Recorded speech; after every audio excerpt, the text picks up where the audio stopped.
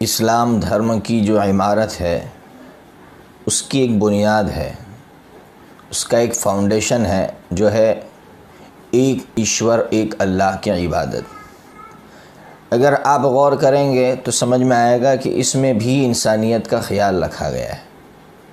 کیسے؟ وہ اس طرح کہ اگر آپ ایک اللہ کو چھوڑ کر درخت، جھاڑ، دریا، چاند، سورج، ان تمام چیزوں کو یا انسانوں کو پوجتے ہیں تو اس کا مطلب آپ اپنی توہین کر رہے ہیں، کیونکہ آپ اپنے نوکروں اور خادموں کے سامنے جھک رہے ہیں۔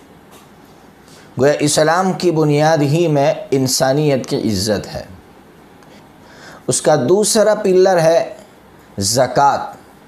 زکوٰۃ کا مطلب ہوتا ہے آپ کے سال کی جو انکم ہے، آپ کی جو ضروری چیزیں ہیں، اس کے خرچ کرنے کے بعد جو انکم بچتی ہے اس کا 40واں حصہ آپ غریبوں کو دیجئے، غریبوں میں لٹائیے۔ آپ اس دوسرے پلر میں غور کریں گے تو اس میں انسانیت ہی کا خیال رکھا گیا ہے۔ تیسرا جو پلر ہے وہ ہے روزہ۔ روزے کا مطلب ہوتا ہے بھوکا رہیے۔ آپ اس میں بھی غور کریں گے تو اس میں بھی انسانیت ہی کا خیال رکھا گیا ہے کہ بھئی جب آپ بھوکا نہیں رہ سکتے ہیں تو آپ کا ایک غریب بھائی کیسے بھوکا رہ سکتا ہے۔ چوتھا جو پلر ہے حج، اس میں بھی انسانیت ہی کا خیال رکھا گیا ہے۔ وہ اس طرح کہ حج کے اندر مالدار غریب سب ایک کپڑے میں پہنچتے ہیں۔ میرا مالک یہ کہنا چاہتا ہے کہ کوئی بھید بھاؤ انسانیت میں نہیں ہے، سارے انسان ہونے میں برابر ہے، کوئی اونچ نیچ نہیں ہے۔ اور اسلام دھرم کی جو چھت ہے جس کو اخلاق کہا جاتا ہے، کیریکٹر کہا جاتا ہے، اس میں بھی اگر آپ غور کریں گے تو اس میں بھی صرف انسانیت کا خیال رکھا گیا ہے۔ یہ پوری اسلام دھرم کی عمارت ہے جس کے ہر ستون میں، ہر پلر کے اندر انسانیت اور مانوتا کا خیال رکھا گیا ہے۔ اس کے برخلاف آئیے، جب یہ اسلام دھرم اس دنیا میں آ رہا تھا اس وقت جو اوتھینٹک دھرم تھے، جن میں خاص کر یہودی دھرم، اس کے اگر آپ پلر دیکھیں گے، اس کی عمارت میں اگر آپ غور کریں گے تو اس کے پلروں میں سب سے بڑا پلر، سب سے بڑا ستون ہے سود اور بیاج کا سسٹم۔ یہ سود اور بیاج کا سسٹم ان یہودیوں نے دیا ہے دنیا کو۔ ان کا بھی اپمان کر رہا ہے، ان کی بھی توہین کر رہا ہے۔ یہ اسلام کی پہلی سوچ ہے کہ ہم صرف ایک ایشور کی پوجا کریں گے، اسی میں ہماری عزت ہے۔ اگر ہم سیوکوں کے سامنے جھک رہے ہیں یا مانوتا انسانوں کے سامنے جھک رہے ہیں تو یہ ہمارا اپمان ہے، توہین ہے۔ دوسری سوچ اسلام کی یہ ہے، اسلام یہ کہنا چاہتا ہے کہ سارے انسان برابر ہیں، چاہے وہ مرد ہو، عورت ہو، کسی غریب کے گھر میں پیدا ہوا ہو، مالدار کے گھر میں پیدا ہوا ہو، چاہے وہ اچھے بڑے خاندان میں پیدا ہوا ہو یا چھوٹے خاندان میں پیدا ہوا ہو، حتیٰ کہ اگر وہ کسی ریشی، منی، کسی نبی کے گھر میں پیدا ہوا ہو، تب بھی اسلام کا کہنا یہ ہے کہ وہ صرف نبی کے گھر میں، کسی بڑے کے گھر میں پیدا ہونے کی وجہ سے وہ بڑا نہیں ہو جاتا، بلکہ اچھے کام کرنے کی وجہ سے وہ بڑا ہوگا۔ کہ ہم کوئی بھی انسان اس کے ساتھ اچھا ویوہار کرنا ہے، کسی بھی دھرم سے تعلق رکھتا ہے۔ اگر ہم کسی بھی انسان پر تھوڑا سا بھی ظلم کریں گے تو اسلام کا کہنا ہے کہ مالک اس دنیا میں بھی سزا دے گا، اور اس دنیا کے بعد ایک دوسری دنیا ہے، ایک دوسرا لوک ہے، انیہ لوک، جس کو قرآن میں آخرت کہا گیا ہے، پوتر قرآن میں، وہاں مالک حساب لے گا کہ تم نے تمہارے بھائیوں کو تکلیف پہنچائی، تم نے انسانوں کو تکلیف پہنچائی، حتیٰ کہ اگر وہ جانور کو تکلیف پہنچاتا ہے تو مالک حساب لے گا۔ یہ اسلام کی سوچ ہے۔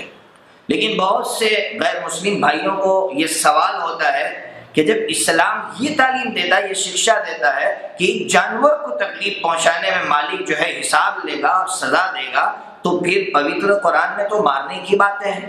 تو سمجھیے، سب سے پہلے تو میں اپنے ان بھائیوں سے یہ کہوں گا کہ تم نے پوتر قرآن کو پڑھا نہیں ہے، پوتر قرآن کے ایک سینٹنس کو پڑھا ہے، جبکہ پورا پوتر قرآن کیا کہہ رہا ہے آپ اٹھائیے، پارٹ نمبر 6 کے اندر آپ کو ایک سینٹنس ملے گا، مالک اس میں یہ کہنا چاہ رہا ہے کہ یاد رکھو اگر تم نے کسی انسان کو بغیر قصور کے مارا تو یہ سمجھو پوری انسانیت کو مارا ہے تم نے، اور اگر تم نے ایک انسان کو بچایا مرتے ہوئے تو یہ سمجھو کہ تم نے پوری انسانیت کو بچایا. ایک انسان کی قیمت اسلام میں اتنی بڑی ہے.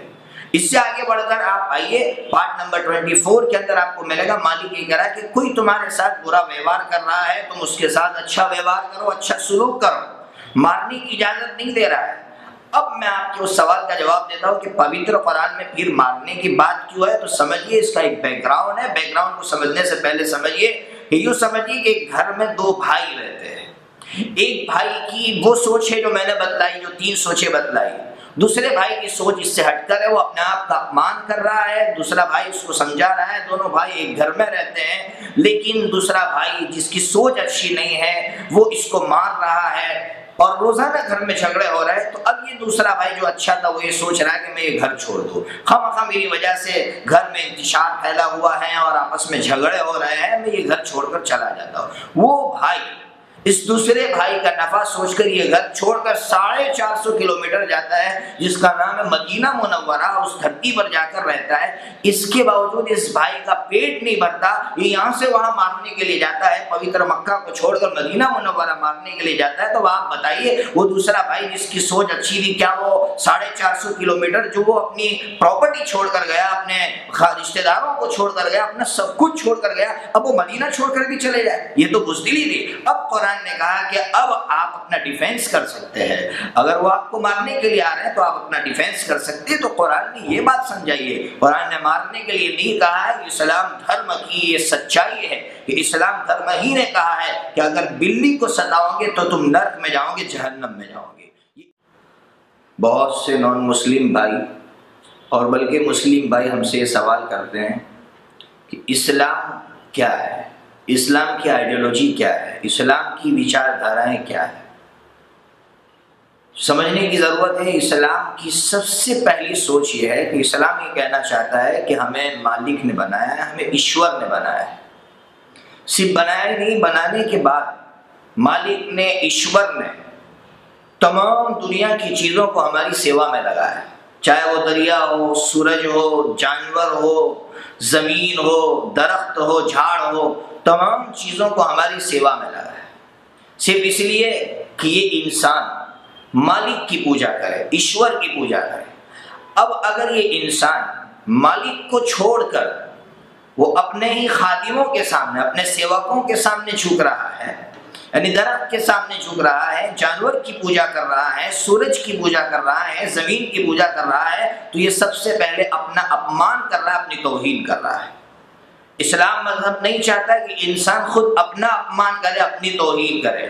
اسلام مذہب اس کو عزت دینا چاہتا ہے، اور اس کی عزت اسی میں ہے کہ وہ مالک کی، ایشور کی پوجا کرے جس مالک نے اس کو بنایا ہے. جو چیزیں اس کی سیوا کے لیے بنائی گئی ہے اس کے سامنے جھک رہا ہے، یہ اس کی توہین ہے، یہ اس کا اپمان ہے.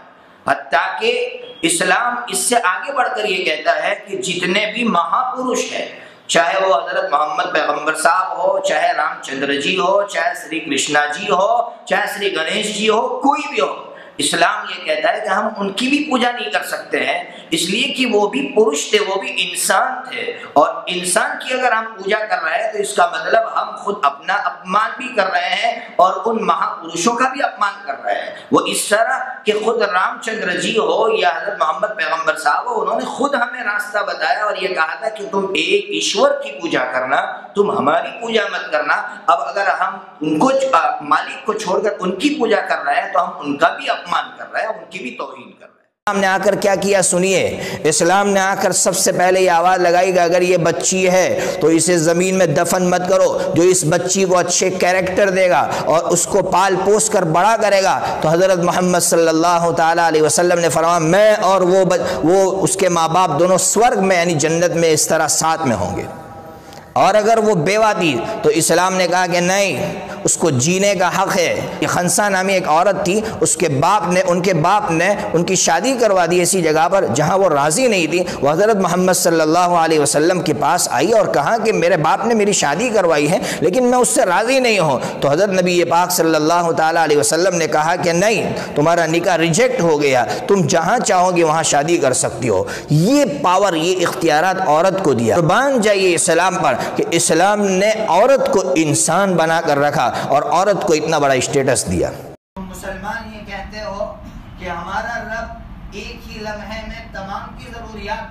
لگتا ہے یہ بات سمجھ میں نہیں آتی، کیونکہ ان لوگوں کا نظریہ، ان کی سوچ یہ ہے کہ اللہ تعالیٰ تو وہ بڑا رب ہے، لیکن اس نے چھوٹے چھوٹے کام دوسروں کو دے رکھے ہیں، کیونکہ وہ اکیلا یہ سارے کام نہیں کر سکتا۔ آپ نے شاید بجلی دیکھی ہوگی، بجلی تو کہاں بجلی دیکھی ہے؟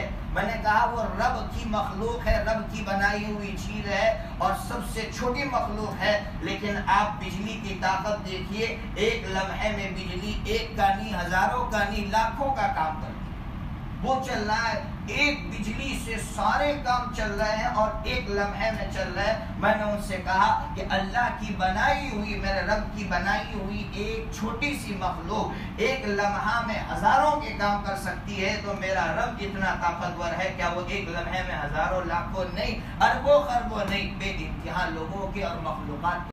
بہت سے نان مسلم بھائیوں کو، بلکہ مسلمان بھائیوں کو معلوم نہیں ہوگا کہ ہم مسلمان ان 5 وقت ہی میں نماز کیوں پڑھتے ہیں۔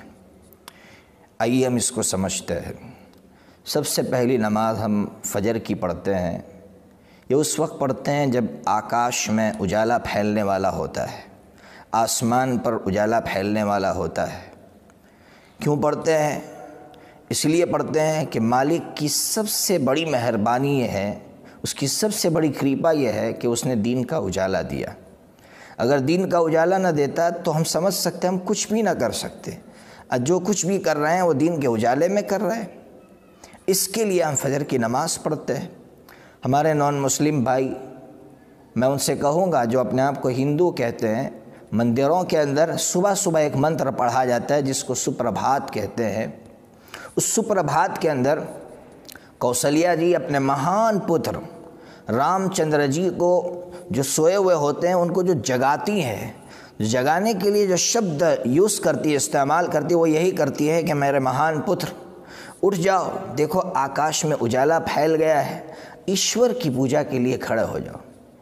اس منتر کے اندر 2 باتیں سمجھائی گئی ہے۔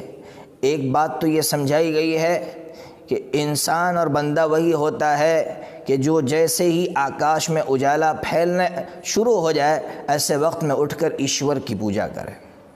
دوسری بات یہ سمجھائی گئی کہ رام چندر جی بھی ایشور کی پوجا کرتے تھے، اس لیے رام چندر جی اس لائق نہیں ہے کہ ہم ان کی پوجا کریں، کیونکہ وہ خود ایشور کی پوجا کر کے گئے ہیں۔ دوسری نماز ہم اس وقت پڑھتے ہیں جس کو ظہر کی نماز کہتے ہیں، اس وقت پڑھتے ہیں جب سورج سروں کے اوپر آ کر ڈھل جاتا ہے، گر جاتا ہے۔ کیوں پڑھتے ہیں؟ اس لیے پڑھتے ہیں کہ جب سورج سروں کے اوپر آتا ہے تو وہ ایک زہریلی گیس چھوڑتا ہے جو انسان کو بہت زیادہ نقصان پہنچاتی ہے۔ میرا مالک ہم سے پیار کرتا ہے، اس کے لیے فوراً سورج کو آرڈر دیتا ہے اور سورج کو گرا دیتا ہے، اس کو کمزور کر دیتا ہے۔ مالک کی اس کرپا پر، اس مہربانی پر ہم اس کا شکریہ ادا کرتے ہوئے ظہر کی نماز پڑھتے ہیں۔ دوسرا کارن یہ بھی ہے کہ ہمارے نان مسلم بھائی بہت سے وہ ہیں جو سورج کو پوجتے ہیں، سورج کی عبادت کرتے ہیں۔ ہم ان سے کہیں گے کہ جو سورج ڈھل جائے، کمزور ہو جائے، وہ کبھی اس لائق نہیں ہو سکتا کہ اس کی عبادت کی جائے۔ اس لیے جس مالک نے اس سورج کو ہماری سیوا میں لگایا، ہم اس ایشور کی، اس مالک کی عبادت کریں گے۔ تیسری نماز عصر کی نماز ہے، ہم 5:30 بجے کے قریب پڑھتے ہیں۔ کیوں پڑھتے ہیں؟ اس لیے پڑھتے ہیں کہ جیسے سورج ڈھل جاتا ہے تو یہ زمین کی رفتار دھیمی ہو جاتی ہے۔ جیسے ہی زمین کی رفتار دھیمی ہوتی ہے، انسان کی باڈی پر اس کا لوڈ پڑنا شروع ہو جاتا ہے، اس کا بوجھ شروع ہو جاتا ہے، جس کا اثر سیدھا دماغ پر ہوتا ہے۔ قریب ہے کہ انسان ڈپریشن کا شکار ہو جائے۔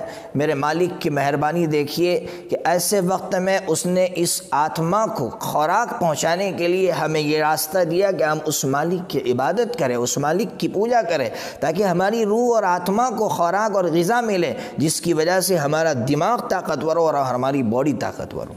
اس لیے وہ بھائی جو اس وقت کی نماز نہیں پڑھتے ہیں، میں ان سے کہوں گا اور نان مسلم بھائیوں سے بھی کہوں گا کہ ایسے وقت میں اگر ہم چاہتے ہیں کہ ہم طاقتور رہیں، مضبوط رہیں، دماغی اعتبار سے طاقتور رہیں، تو ہم اس نماز کی پابندی کریں۔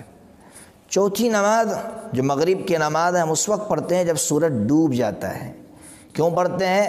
اس لیے پڑھتے ہیں کہ جیسے ہی بندہ دن بدن کماتا ہے تھک جاتا ہے، میرے مالک کو پیار آ جاتا ہے، میرا مالک سورج کو آرڈر کرتا ہے کہ دیکھو میرا بندہ تھک چکا ہے، اس کے لیے اس کے سونے کا انتظام کرو، لائٹ آف کر دو، سورج کو آف کر دیتا ہے، سورج کو ڈبو دیتا ہے۔ اس لیے مالک کی اس مہربانی پر ہم اس کی عبادت کرتے ہیں، ہم سورج کی عبادت نہیں کرتے۔ پھر اس کے بعد لاسٹ نماز، پانچویں نماز جس کو عشاء کی نماز کہتے ہیں، سورج ڈوبنے کے سوا یا 1.5 گھنٹے کے بعد ہم پڑھتے ہیں۔ کیوں پڑھتے ہیں؟ پہلی بات تو یہ سمجھا دوں کہ اصل کھانے کا جو ٹائمنگ ہے وہ ٹائمنگ اصل سورج ڈوبنے کے بعد کا ہے۔ آج سٹی والوں نے، شہر والوں نے ٹائمنگ بدل دیا، 9:30 10 11 بجے کھانا کھاتے ہیں، جس کی وجہ سے بیماریاں وجود میں آ رہی ہے۔ بہرحال اپنا ٹائمنگ بدل دو۔ سورج ڈوبنے کے بعد جیسے ہی انسان کھانا کھاتا ہے تو اس پر نیند کا غلبہ ہو جاتا ہے، نیند آنا شروع ہوتی ہے۔ ایسے وقت میں اس کا ایگزام ہوتا ہے کہ وہ مالک کو پوچھتا ہے یا سو جاتا ہے۔ ایسے وقت میں اٹھ کر اگر وہ مالک کی پوجا کرتا ہے تو مالک کا سب سے بڑا بندہ بن جاتا ہے۔ اس کا ایک دوسرا کارن یہ بھی ہے کہ جیسے سورج آف ہو جاتا ہے تو رات کا سناٹا انسان کو ستاتا ہے، اس کا اندھیرا انسان کو ستاتا ہے۔ میرے مالک کو بندوں سے پیار ہے تو وہ بندوں کے لیے ستاروں کو آرڈر کرتا ہے، گویا وہ ڈم لائٹ کا انتظام کرتا ہے، اس کا سسٹم چلاتا ہے کہ میرے بندے ڈم لائٹ کے اندر آرام سے میٹھی نیند سو